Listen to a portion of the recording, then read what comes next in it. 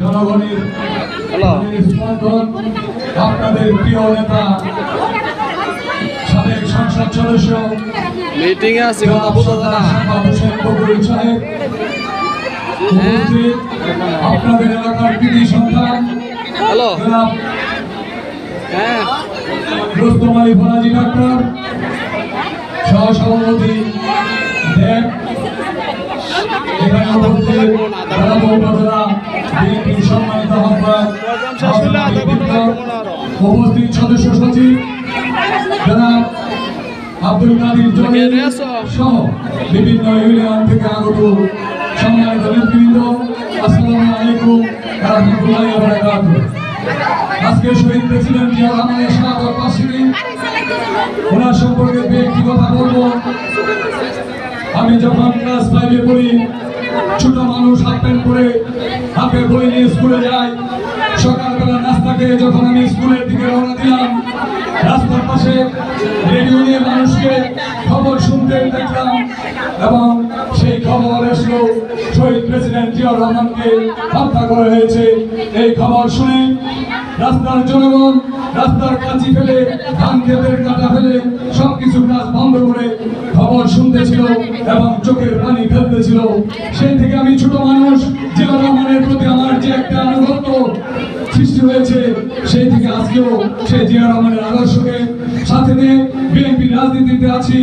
পাশাপাশি আপনাদের নেতা সরদার সাখাওয়াত হোসেন বকুল সাহেব, ওনার আদর্শে আদর্শিত হয়ে আমরা বিএনপিতে আছি। আমি একটি কথা বলতে চাই, শহীদ প্রেসিডেন্ট জিয়া রহমান খুব অল্পদিন বাংলাদেশের শাসন করতেছেন। উনি মেজর জিয়া ছিলেন, মেজর জিয়া থেকে বীরুত্তম জিয়া, পরবর্তীতে উনি প্রেসিডেন্ট জিয়া। উনি অল্পদিন দেশ শাসন করে বাংলাদেশের মানুষের প্রত্যেকটি মানুষের অন্তরে এমনভাবে স্থান করে নিয়েছেন যে আজকে পর্যন্ত এই জিয়া রহমানকে আমরা কেউ ভুলতে পারি না।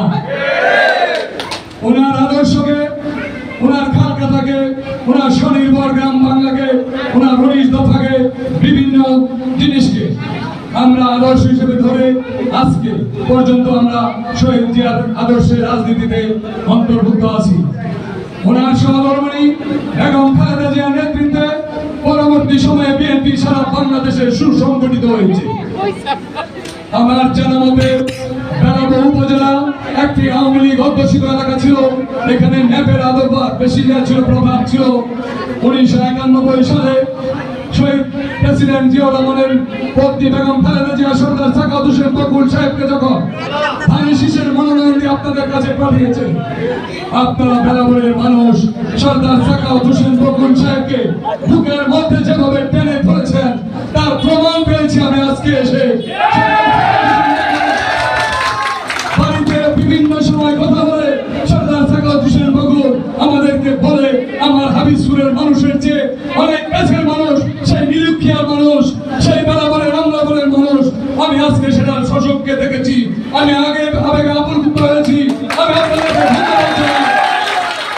আমি আপনাদেরকে ধন্যবাদ জানাই যে আপনারা সরদার সাখাওয়াত হোসেন বকুল সাহেবকে আপনাদের বকুল হিসাবে, আপনাদের সর্দার হিসাবে, আপনাদের ভাই হিসাবে কাছে নিয়েছেন। আমি আপনাদের প্রতি কৃতজ্ঞ। আমি আপনাদেরকে ধন্যবাদ জানাই। আমি আশা করব, আমি দীর্ঘ করবো না। আপনারা একটি কথা বলবো, আমি এখন বক্তৃতা দিতেছি। এখন যদি বলি যে এখন যদি ঘোষণা আছে যে গান গাবে, ওনার গান শুনবেন নাকি আমি গান গাই আমার গান শুনবেন? নিশ্চয়ই ওনারা গান শুনবেন। আমি বলতে চাই, পরবর্তী বেলাতে সরদার সাখাওয়াত হোসেন বকুল প্রত্যেকের হৃদয়ে যেভাবে জায়গা করে নিয়েছে, সেখানে আর কোনো গায়িকা বা নায়িকা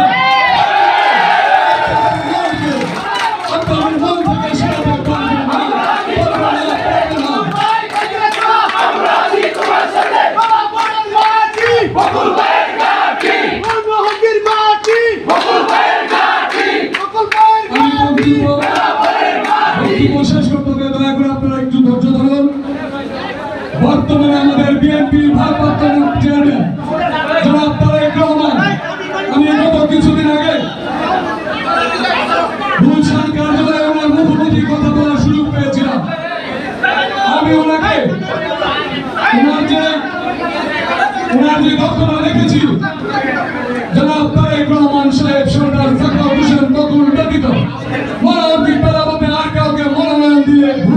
করবেন না।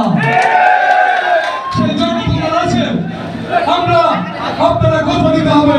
বকুল সাহেব পঞ্চমবারের মতো ধানের শীষ নিয়ে আসবে, আপনারা নির্বাচিত করবেন কিনা? প্রিয় সংগ্রামী সাথী ও বন্ধুগণ, আগামী নির্বাচনে বকুল সাহেব ধানের শীষ নিয়ে আসবে, আপনারা নির্বাচিত করবেন বকুল ভাইয়ের মাধ্যমে। আগামী দিনে প্রত্যেকের বাড়ির উঠোন পর্যন্ত রাস্তা পাকা করার দাবি রেখে আপনারা সকলে দীর্ঘ কামনা করে আমি আমার সংক্ষিপ্ত বক্তব্য শেষ করছি। আসসালামু আলাইকুম ওয়া রাহমাতুল্লাহি ওয়া বারাকাতুহু।